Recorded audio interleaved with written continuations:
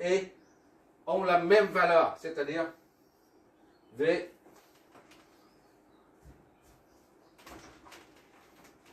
puisqu'il y a une continuité ici et là, ou ici, un peu inférieur à 3 ou un peu supérieur à 3, ou bien un peu inférieur à 1 et un peu supérieur à 1. On met V1 T est égal à V2T, la continuité, d'accord? Quand T est égal à 1 seconde, ici il y a une rupture là, mais la tension continue. 1 seconde. V1 est égal à V2. Bon, on va traduire ça. V1 de 1 à 1 seconde est égal à, on remplace dedans, 15 10 puissance 3, 1 au carré, d'accord?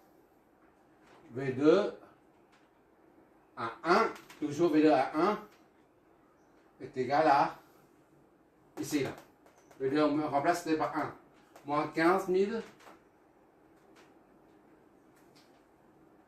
T2 fois 1 au carré, d'accord, plus 700 000 fois T, c'est 1, plus K, d'accord.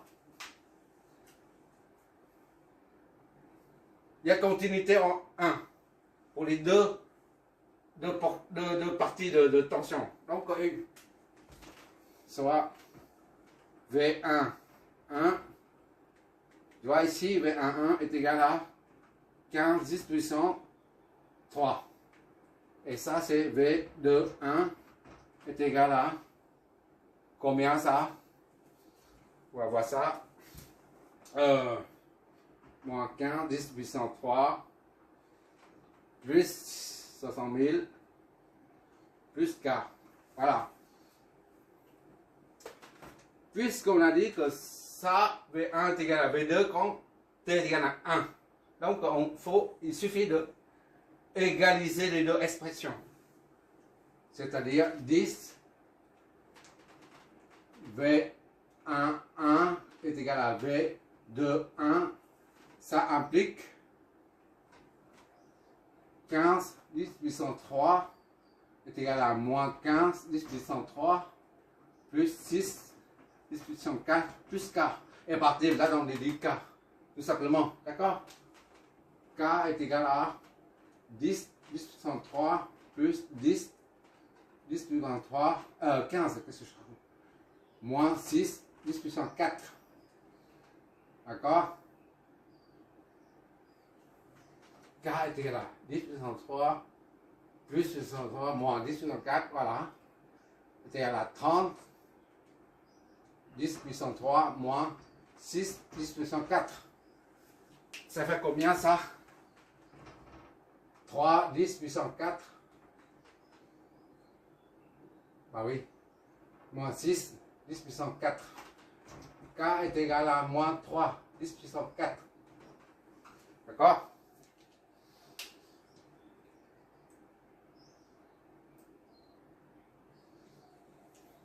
Donc, on a déterminé K là. Il suffit de reprendre l'équation et terminer. Donc, V2 est égal à moins 15 10 puissance 3 T2 plus 6 10 puissance 4 T plus K, c'est moins 3 10 puissance 4.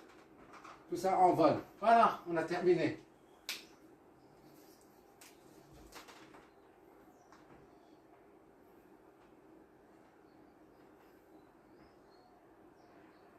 C'est pas compliqué. V1, V2.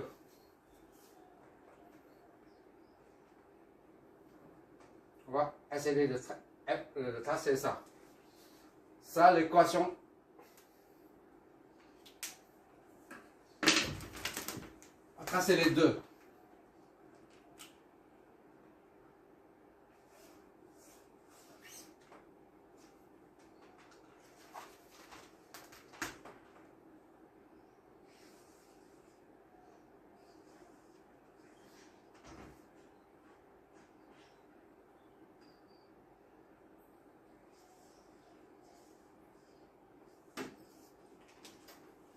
Voilà. Et plus d'encre.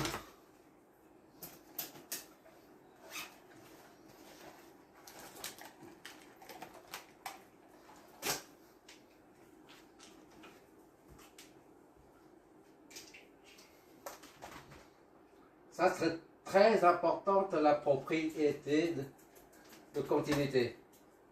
On se débrouille en fait. Quand c'est que... Bon. Là, on a T en seconde. T en seconde. Ça, c'est I, ST. D'accord? Et ça, c'est VT.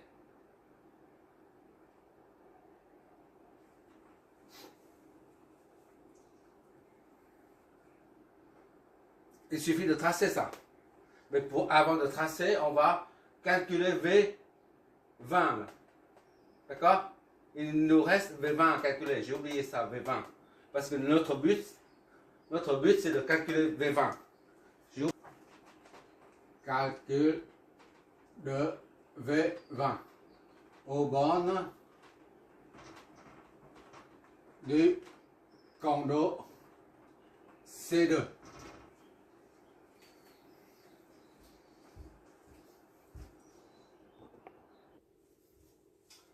J'ai pas assez de place. On va utiliser le pompe diviseur de tension. Comme on a dit tout à l'heure, les formules sont inversées là, pour les capacitances. De même pour les pompes. On a V20 est égal à C1 sur C1 plus C2 fois VT. Voilà.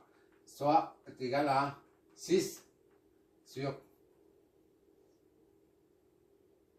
6 plus 3. D'accord? 10 puissant. Ça, c'est pas la peine. 10 puissance moins 6 fois VT.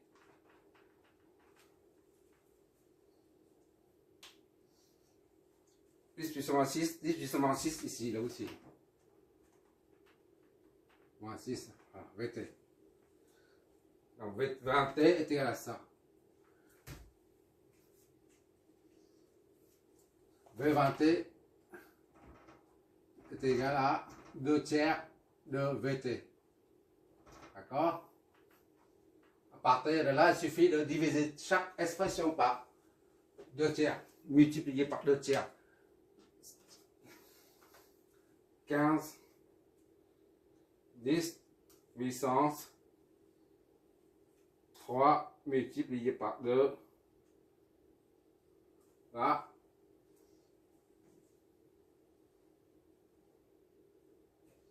V2.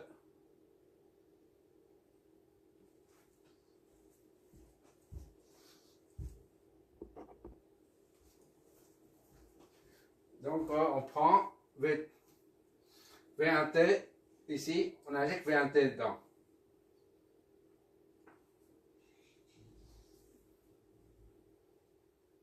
Pour le premier, V1T, V, pour tout T appartient à 0 et 1, on a V20 est égal à V20. T est égal à 2 tiers de ça là. 150, 15, 10 puissance 3 T2, soit V20 T est égal à 5 de troisième de 15 000. 10 000. T2. T2. Voilà.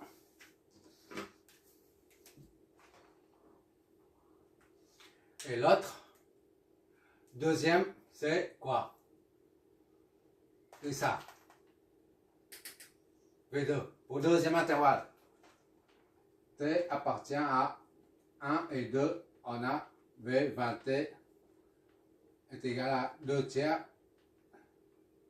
multiplié moins 15, 10 puissance 3 T2 plus 6 puissance 4 T moins 3, 10 puissance 4, soit V20T pour deuxième segment, d'accord? ça donne combien ça? 2 tiers fois moins 15, 10 puissance 3, moins 10 000. Moins 10 000. T2. On va écrire en bas. V20, T est égal à moins 10 000 T2. Ça fait 6 fois 2, 6 divisé par 3, ça fait 2, 2, 4.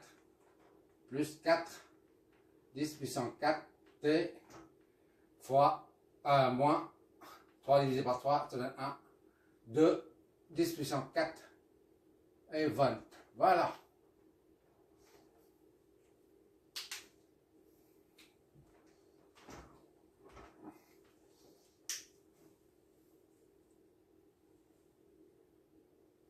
Voilà, c'est ce qu'on cherche, nous. V20. On va faire ça. On va dessiner en gros. Tu vas voir le résultat donné par le simulateur. D'accord? Mais là, en gros, je vais mettre l'allure des deux courbes. Ça, c'est le courant. Le courant, il est comme ça.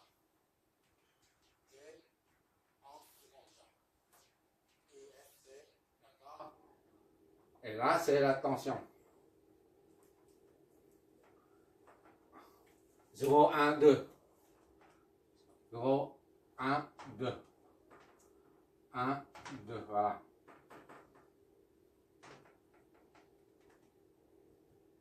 Qu'est-ce que ça nous donne? Le courant, il est comme ça, c'est connu. D'accord?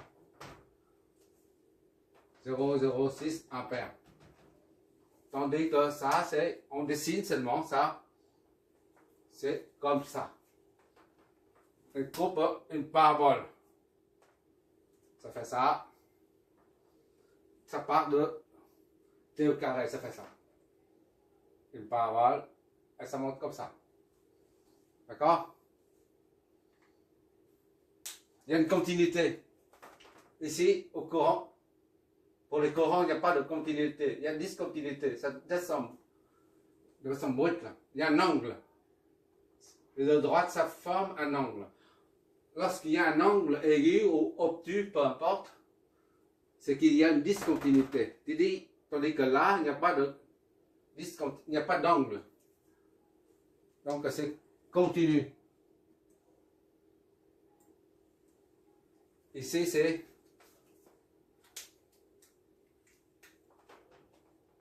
I S de T.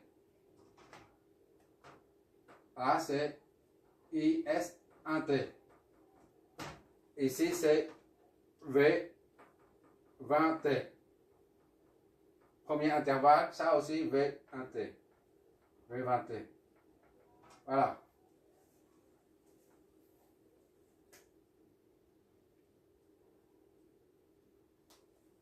Ah, je mets en évidence.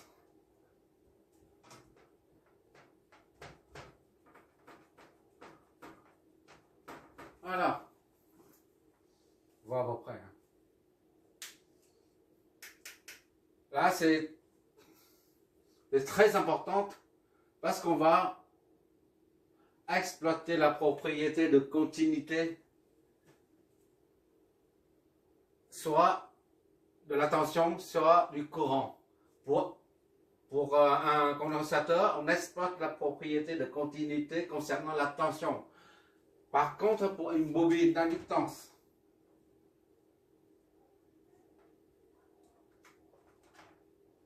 on va exploiter la propriété de continuité du courant.